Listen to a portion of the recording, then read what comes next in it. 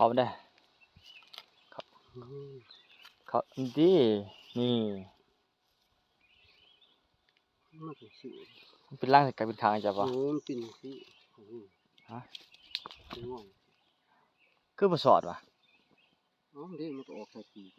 กลับคืนอ่ะผลงานพี่น้องเอ้ย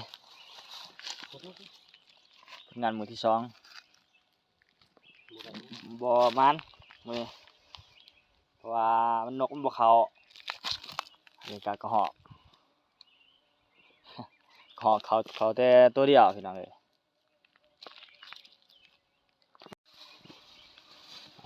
เก็บไปใส่ตู้ไว้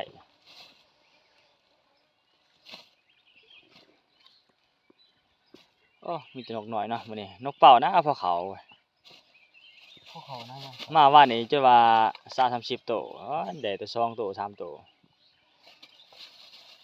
ตอนนั้นเขาไปขับไป